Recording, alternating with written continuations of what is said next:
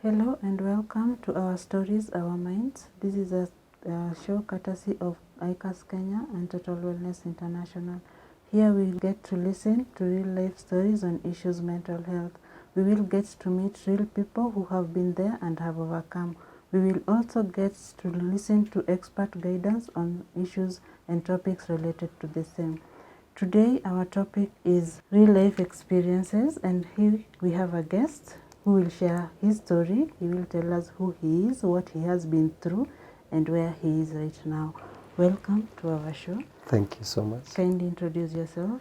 My name is Kevin, and I'm glad to be here. Okay. Kevin, thank you so much for allowing us into your life. And kindly tell us, who is Kevin? What has Kevin been through?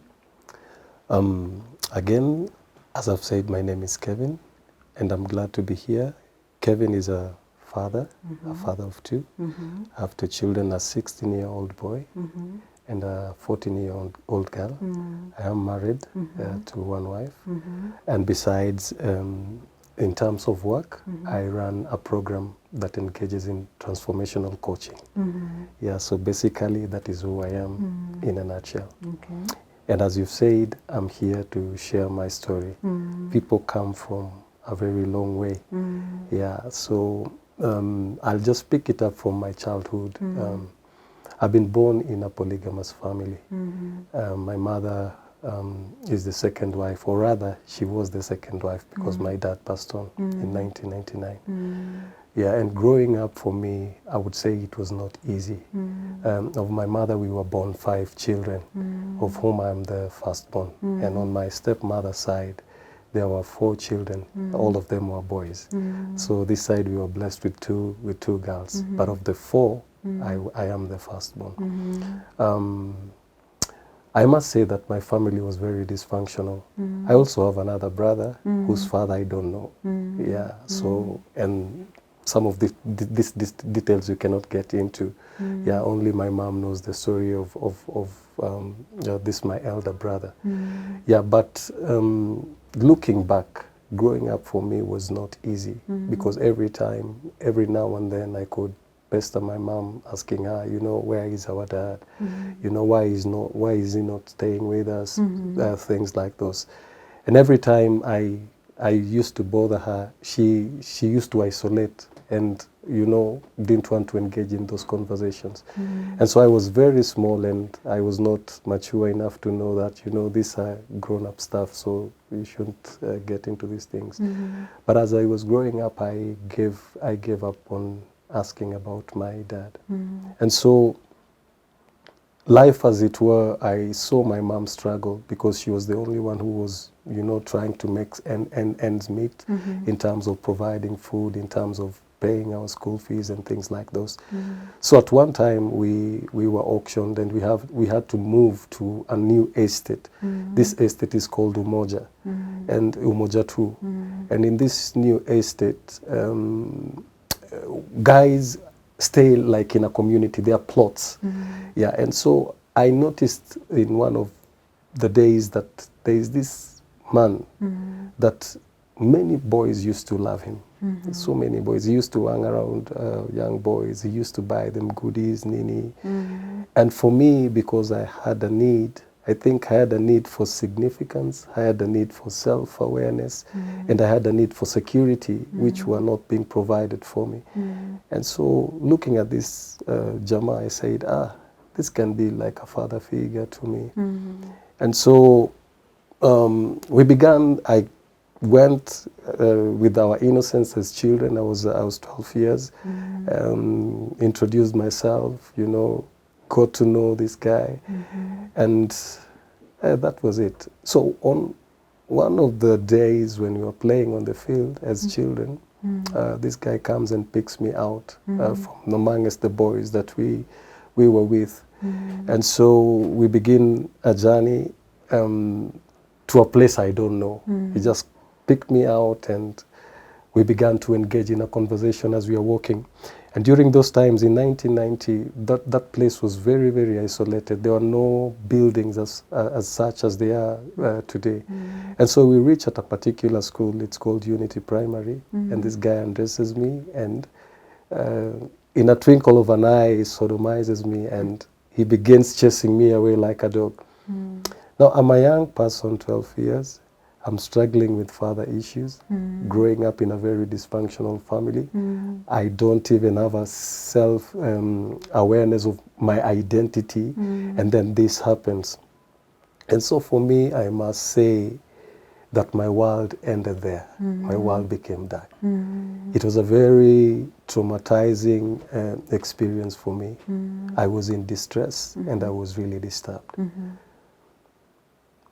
Going back home, I really struggled within myself if to share or not to share.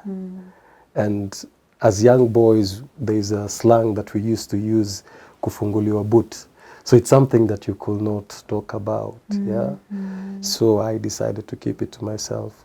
I go home in the evening, we're having dinner, and I chose to keep quiet. And so that is where my problems began. Yeah, they piled, they compounded, and they pushed me away from my family. And so I finished my KCPE. I'm invited for a bash next door. I had never smoked a cigarette. And because I was struggling with a lot of things, a cigarette is lit from one end. Kabla inifikie, I'd already made my decision. Kwani iko nini? Life it itself already, it's messed up. Yeah, so I take my puffs, nikakohoa, and I went back home. The following day, nobody told me to go to the shop and buy a stick of cigarette. I looked for money. I can't even remember where I got the money, but I went, I bought cigarette. And the habit began to build. And so in my hood, there were people who were doing even more harder stuff. And so as it were, birds of the same feather flock together. And for me to fit in again, I had to start smoking marijuana. So for starters, I began with cigarette, and then I went to marijuana. And so in a very short period of time, I became an expert. I smoked cigarette, I smoked marijuana. I began, during those days we used to do moratina, we used to do changa, we used to do toivo. Yeah, so I was consuming all this between the time I did my KCPE and before I joined Form 1.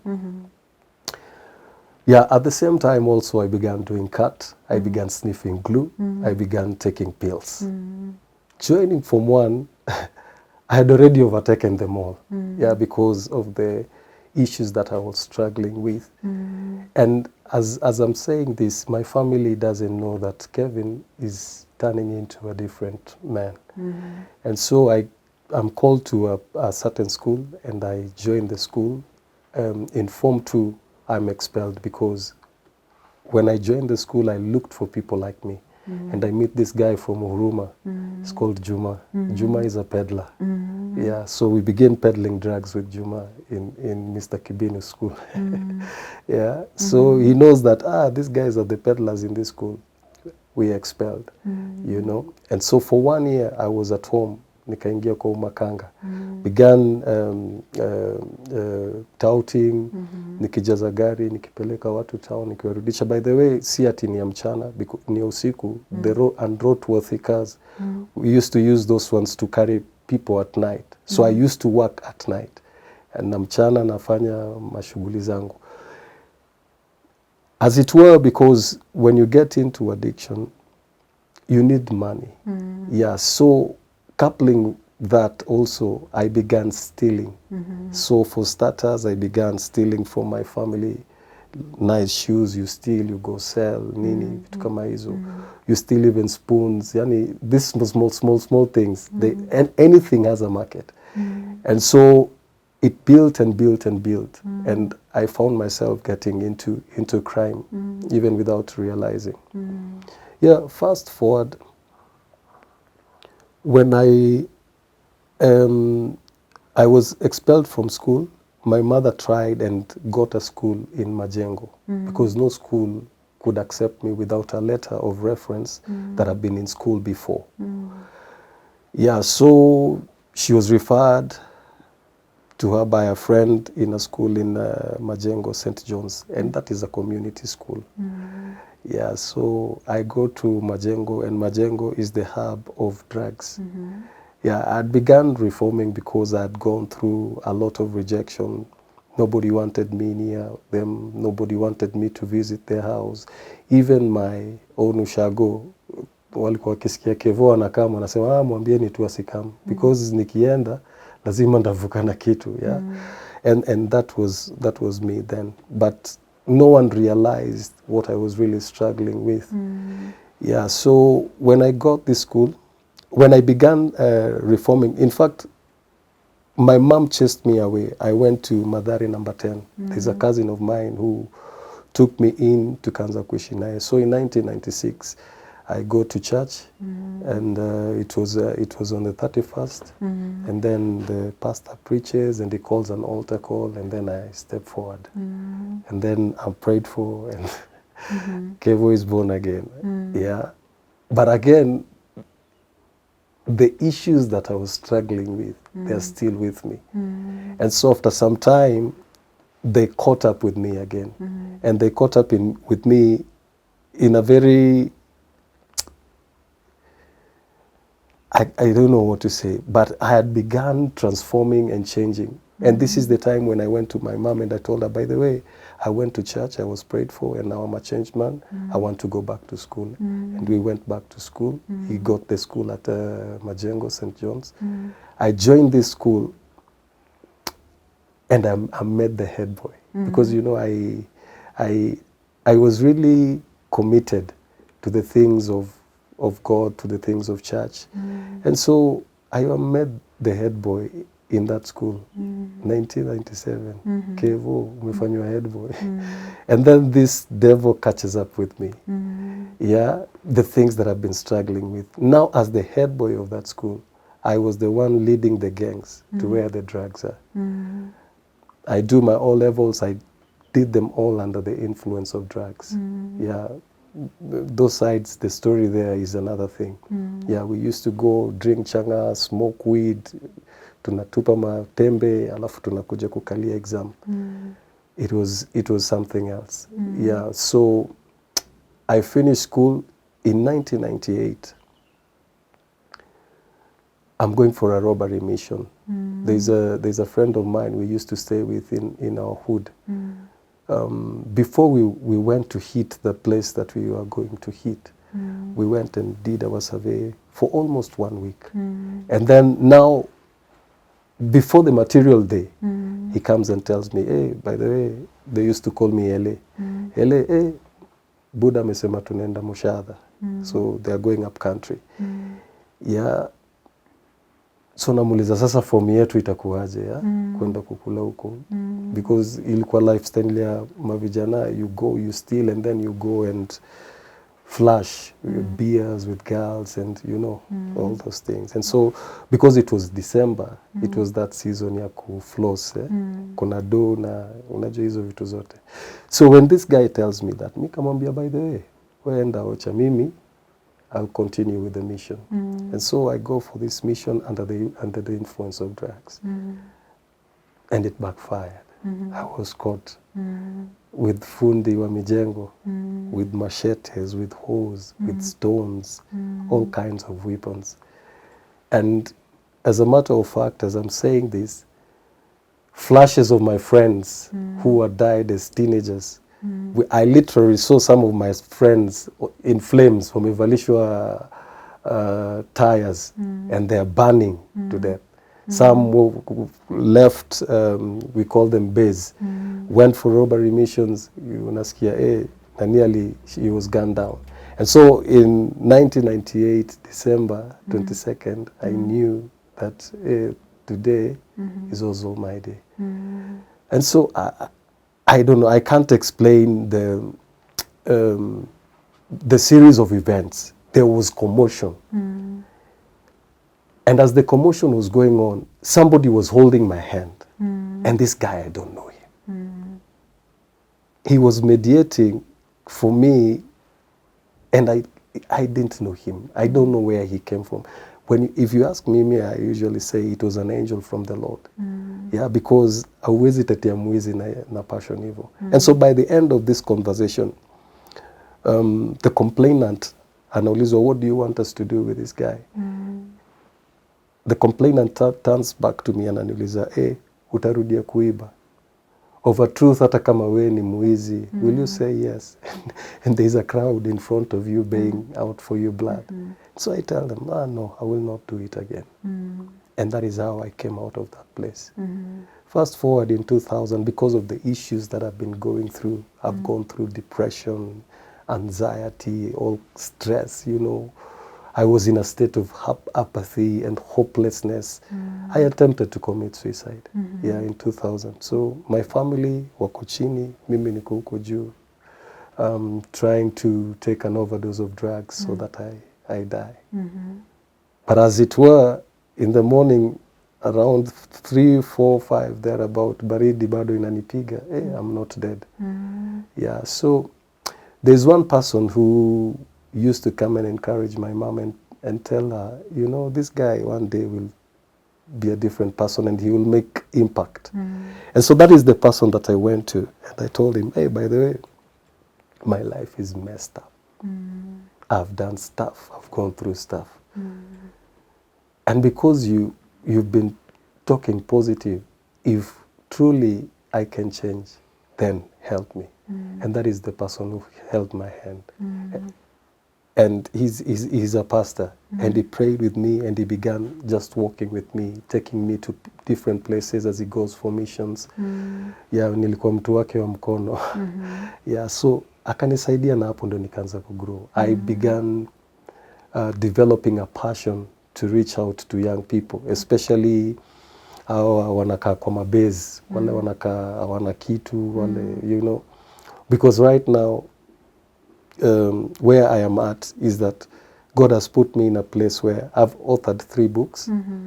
I also engage in talks and things like those. I also do my own business. I have my own enterprise that at least I'm not stealing from people. There's something that I'm doing. And because I looked within, what can I do with what is inside of me to make a difference in my life and in the lives of other people? I don't write people off. And so that is my message to them also, that there is hope. You are carrying something within yourself. We can help you point it out, use it, and make a difference in your life and in the lives of other people. And right now, I'm a married guy. The people who told me that my life will amount to nothing, by the grace of God, God wrote them off. Yeah. Okay. Yeah, so I have 2 children, and my life is moving on. And so, again, as it were, nobody who gets into addiction, nobody who gets into drugs wants to become an addict. It's a process. As well as recovery is a process. And for me, I'm in this process of recovery. Yeah, and it's a lifelong process. Yeah, every day making a conscious decision, to stay sober, not to slip again to addiction. Again, as I've said, I struggled and I battled also with depression. I've learned also to just be self-aware that what is my here and now? And if I feel that my here and now is not what I want, I look for avenues to let it out. Because again, a problem shared is half solved. Yeah, so I'm looking for, I've learned mechanisms and coping mechanisms of how I can deal and engage with the things that I go through in my daily life. Yeah, so that is me. That is Kevin. Okay. Yeah. That is indeed a journey. Yeah. And it is a continuing journey, as you say. Yes. So let's go back to your childhood. Your father was absentee. Yeah. How frequent was he gone? Let me say I just know him by face. I know him by name and by face. Yeah. But in terms of frequency, in terms of relationship, in terms of who he was, I have zero information or experience about that. Yeah. So Yeah. basically, he was never part of It was your never. growing up. It was never part And of. when you turned into adolescent, the confusion increased with you searching for your own identity. Yes. And you moved to a new neighborhood. First, Yes. you've lost your former friends. Yes. You've lost your home. You're Yes. into a new home, and then Yeah. you get into this group Mm-hmm. that is identifying with this man, Mm-hmm. and so you also get involved into the identity, Yeah. and then you are sodomized. What was going through your mind during the event and immediately after? My mind was blank. I didn't know what to do, what to say. I was confused. I was in a state of confusion. It's somebody that I've learned to trust. I didn't expect him to do that. Having having been growing without a father, you know. So I think for me, I was just in a state of confusion. Yeah. I was in a state of, and I became numb for some time. Yeah, didn't have any emotion, didn't have any feeling. Yeah. Later on, it began catching up with me. Yeah. At that time, the pain was too much. Yeah. The betrayal, because Yeah. you had just identified somebody to look up to, and Yeah. okay. Then immediately after, when you now started reacting, what happened? Reacting in terms of. You became numb. Then after some time, you released. Yeah, I released, but it was a very difficult moment. Even in school, I think I began losing my concentration in class, in school. I became psychologically disturbed. Yeah. Okay, were you angry? Very angry. I became bitter. I became bitter at, especially my dad. I became bitter at my mom. I was just a bitter person. Yeah. What was the anger towards your dad about? You were supposed to be here. If you were here, this would not have happened to me.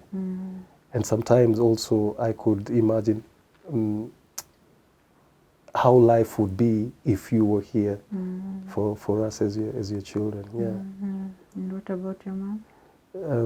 My mom is a good person. My mom, by the way, she's a pastor.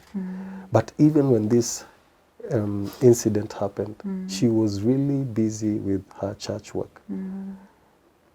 I felt she gave other people priority over her own children, because most of the time, wameenda visitation, nini. Even when visitors come, they are the ones who were given the best treatment in terms of, yeah, nyinyi, you know, you're pushed aside. So there was some sense of why, you know, why. Even when this happened, because if I had a relationship with my mom, she was the first person that I could have shared with. But there was a gap, there was distance. Maybe my assumption is right now, because I'm an adult, she was also battling with her own things. And so maybe, yes, I don't know. Okay. Yeah. Then you as the teenager, you as the adolescent with your self-identity crisis going on, you get into drugs. Yes. What was happening? What was going through your mind as you were going to light that first cigarette? You know, I thought about how my family is. You know, the way it's very dysfunctional. My father is absent, my mother is never there. I have a brother whose father even I don't know. You know, things were just messed up. And then also, as children, we have our needs. Yeah, and these needs are not being met, especially emotionally, you know, let alone physical, emotionally specifically, yeah. So I think it was too much for me to bear. And when the cigarette was lit, and adding the incident, the sodomy incident, I had already made a decision, because things were already bad, by the way. It wouldn't make it even any worse. Yeah. So your rationalization was like, the bad has happened. Has happened. So let's continue. And then again, out of curiosity, yeah, I said, why not try? Yeah, it's a new experience. Okay, it wasn't a very good experience. I had never smoked. That was my first. Yeah? So I coughed. I didn't like the experience initially. But when I began building the habit, yeah, I became a pro at it. Yeah. Okay. How did you feel when you were smoking after the first one? The next day you went and bought it yourself. Yeah. How did you feel when you're smoking? Minus the coughing part, I got like a head rush. It's a new feeling, you know. So I was going after that feeling, what I felt. Leave alone the coughing, but what I felt, that is what I was going after. It was nice. It was that nice, time. yeah. Okay, and then soon after you added others, you became a poly. Yeah. You used a combination of drugs. Yeah. What were you trying to achieve? Number one, I think I was trying to escape from the reality of my problems. And it became a coping mechanism for me. Number two, again, I think I was not good at problem solving. So anytime I encounter a challenge, I could fall back to the substances, yeah. Because again, see, as we're moving on, you're growing up, and again, you'll always encounter challenges as you move along. So my problem-solving skills were very poor. Yeah. Okay. Yeah. Now, looking back right now at the incident, and I know right then when you're looking, you were looking at what you did. Maybe did you blame yourself for allowing it to happen? Did you feel you contributed? I can't say I blame myself, but I asked myself a lot of questions. I asked myself a lot of questions. I think most of the blaming was at my dad. Yeah, if he were there, I think some of these things could not have happened. And as I said earlier, every child is special in their own way. Yeah, so for me, that was my struggle then. Yeah. So you really blamed your dad just to make you not think about you in the incident? In that incident that happened, yes. Okay. Because I was thinking, if you were here, this could not have happened. You know, this has happened because I trusted somebody else in your place, you know, to perform the functions you were supposed to perform as a father. Yeah.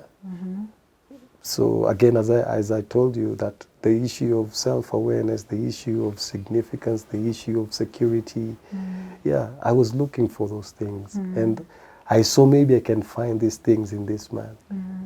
Yeah, but to the contrary, yeah, he ended up abusing me. Yeah. So you went into the anger, the emotions, the negative emotions, then ended up in depression. Yes. But you're still also using drugs. Drugs. So how is depression and drug use? I think I got into depression first, and then I began using drugs as a way of some sorts self-medicating. Yeah, because every time I was in a state of I'm feeling low and I don't have energy, I used to go out and do drugs. Yeah. And after some time, that became my norm. Yeah. I had to use so that I can feel normal.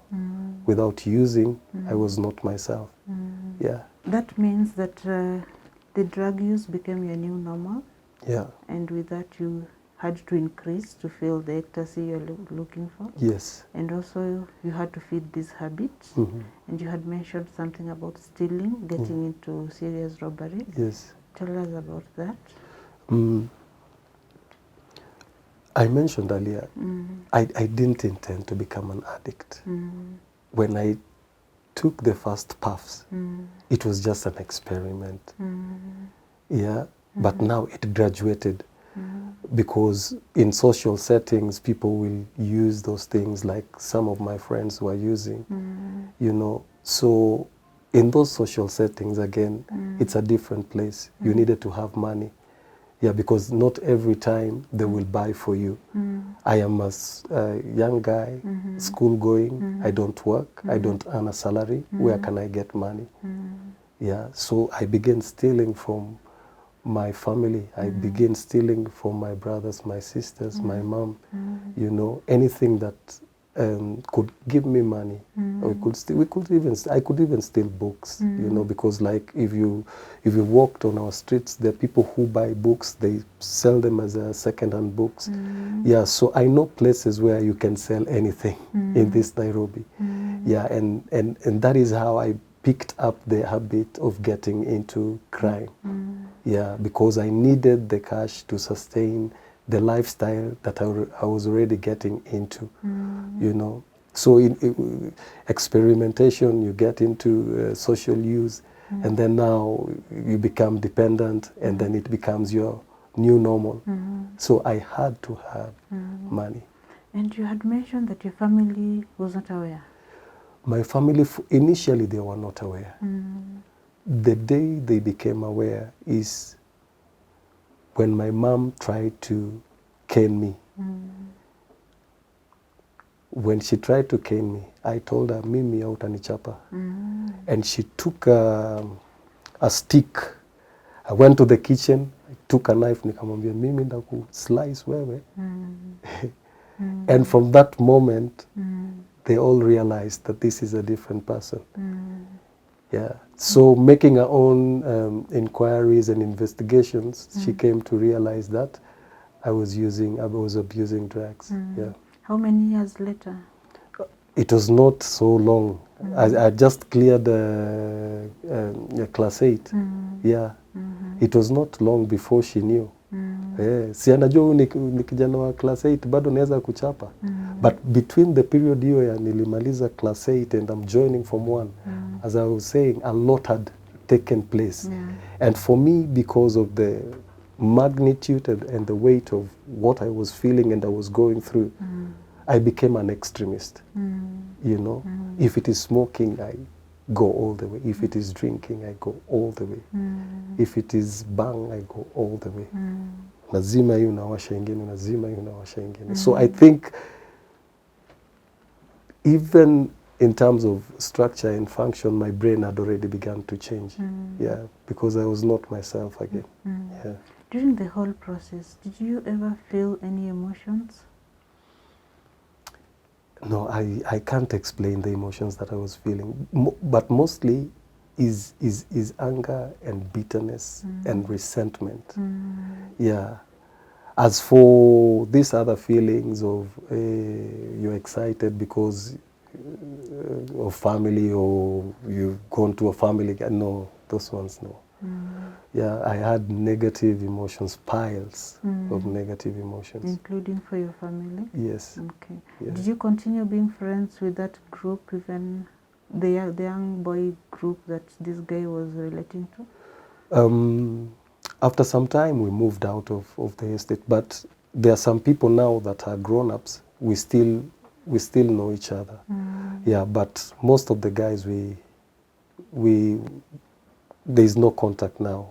We lost connections. Yeah, yeah, and even for that guy, I can't remember him again. Even his face, can't remember his face. Yeah, I can't remember his face, but I usually say, wherever he is, I had forgiven him. I'm moving on with my life. Yeah. Okay. So for this experience, the first people I shared with, it's after 18 years. It happened to me in 1990. I shared first with my family in 2008, after a lot of damage had been done. Yeah. What was their reaction? Oh, we are sorry. We didn't know. You could have told us. Yeah, but this is life. Yeah, we had to heal. We move on. Yeah. Okay. Yeah. So then you went through the process. You got into this friend that was dragging you along. Yeah. What were you feeling during that time after you had shared your story with him? The person The who pastor is. I was feeling overwhelmed by a mixture of emotions. Yeah, it is just from a point where I had tried to take away my life, and because I was not in the right state of mind, I needed someone to help me, you know, see correctly and make the right decision. And if there is a way, to show me the way that I can take, so that my life can begin changing. Yeah, you know, it's for me. I felt I'm in a hard place because a lot of people, what I've heard mostly was, you were good for nothing. Your life will amount to your life will not amount to anything. You know, a lot of rejection. Yeah, so I was in a very difficult place, and I was feeling that there is no need even for living if everybody doesn't want you around them. So what's the use? So it was a mixture of emotions, especially negative emotions. Yeah, but when this person said, when I heard him tell that to my mom, I said, this is the person I'll go talk to. Because even my mom was negative towards me. Yeah. Even as this person was telling her that, she was saying, who you, yeah. But see, God, today things are different. We are best of friends with my mom. Yeah. Okay, so everybody was negative, everything was negative around you, Yeah. except this one person. This one person. And then just let's talk about the suicide. You decided you're dying, then you wake up, you're still alive. What happened? I felt a bit disappointed, but again, there was an inner voice in me telling me there is more to life than this. Yeah. And so I don't know where I got strength to listen to that other voice, because all my life it has been negative. And from that point, that's where I said, let me go and talk to this person and see if there is any help I can get. Yeah. So for the first time you thought of the positivity in life. Okay. Then you went, and then finally you are here, and you said you're married. Yes, I'm married. How did that happen? This man that took me, he used to carry me with him for missions. And so on a particular time, he carried me to a mission in Bungoma. And he shared my story. The way I've come even with a young man, and this is, you know. And the host there, they have a Bible school. So they said, we are going to give you a free scholarship. You come and join this Bible school. So my life had begun. He prayed for me. I joined a church. So from the church I went for this mission. I stayed there 1 year. When I come back, I meet with my wife. I was not there. So I come, introduce myself. Many people know me. Hey, Kevo amerudi, nini. So she asked, hey, who Kevo ni nani? So I introduced myself to her. Yeah, and as it were, even for her, they've come from a very challenging background, issues galore.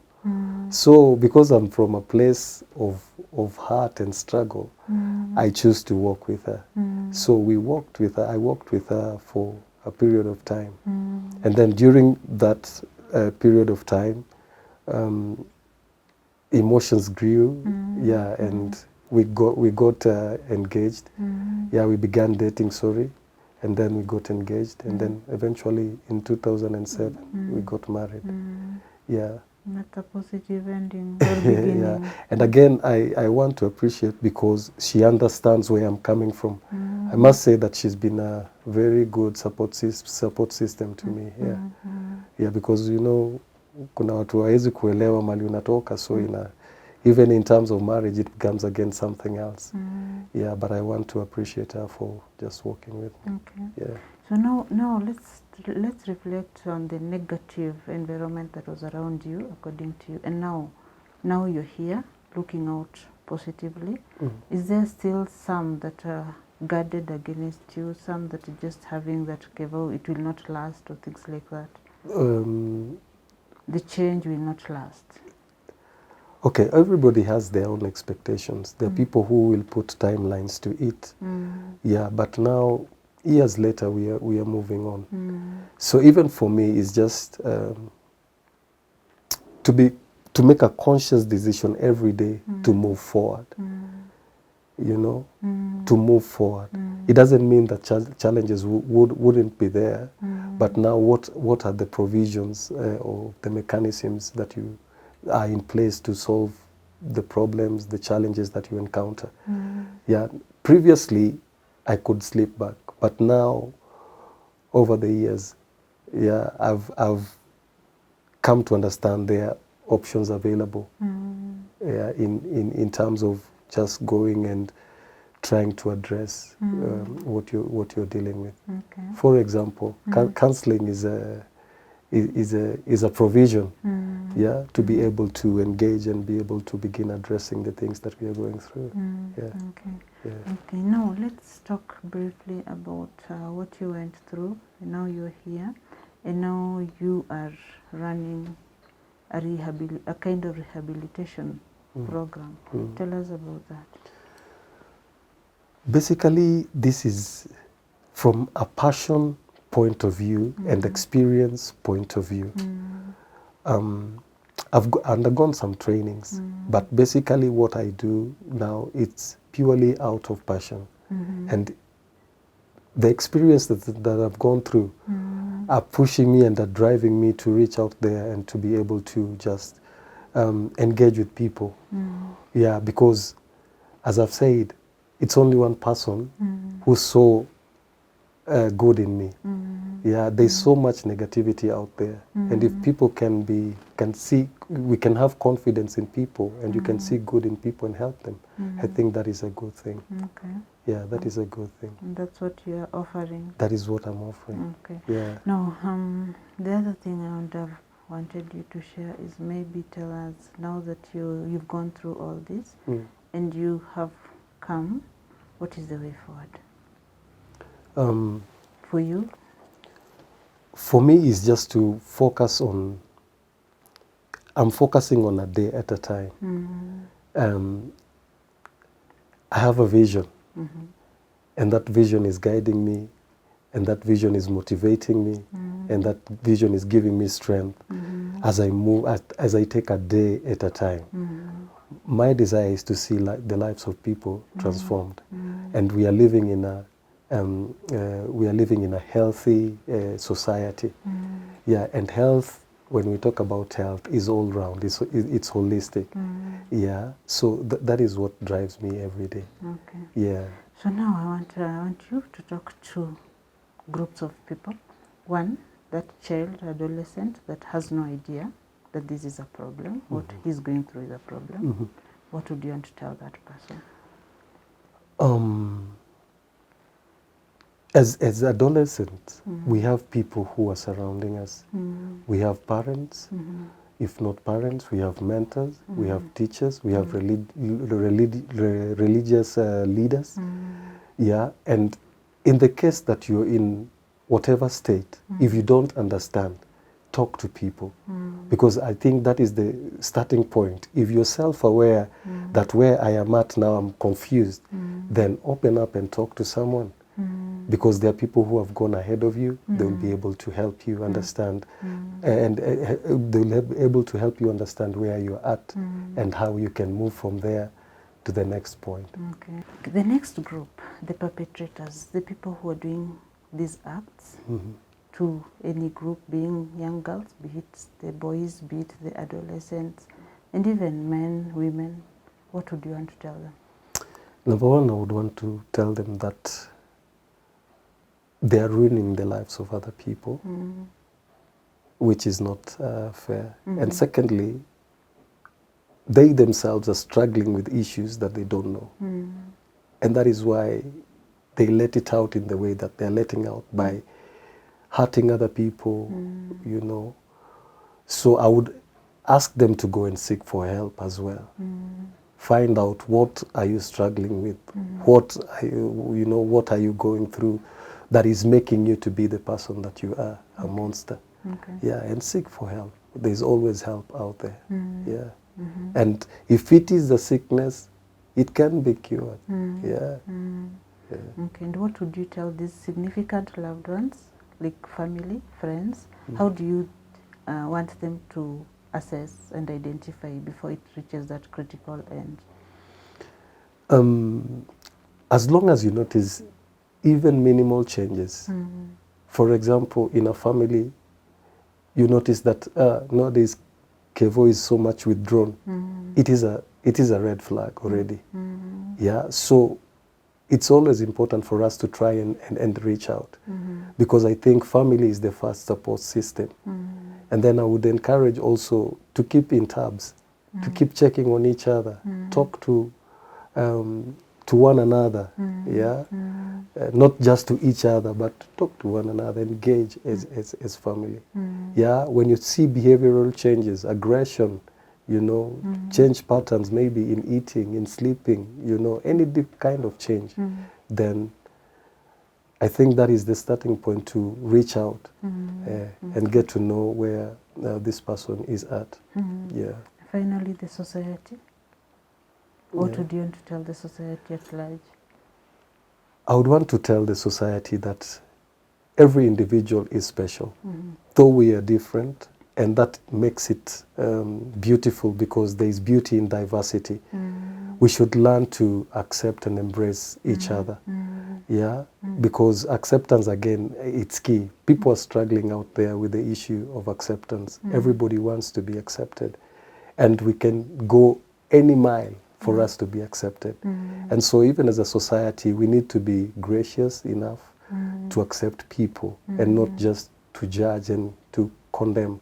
And even for people who are reforming, as societies, we need to reintegrate them so that they can begin functioning well within the society units where we find ourselves in. Yeah. Okay. Anything else you want to add, Kevin, before we finish? What I would want to add is to say that change is a possibility. It doesn't matter where we find ourselves in. Yeah, change is a possibility. If we set our minds to it, then change of mind, change of heart, and change of will, eventually we will experience the overall change. But again, the process starts with you, starts with me as an individual. Yeah. Okay, thank you so much, Kevin, for allowing us into your life and sharing your story. As we have heard, as young as he was, he went through one act, and that led into other things that led him into emotional downhill, and it took him a struggle throughout. He could not confide to others, he did not trust those around him, he blamed himself and others around him, but eventually he managed. So it is possible, as he says, to change. It is possible. Seek help when necessary. Thank you so much for watching. My name is Lillian. See you next time.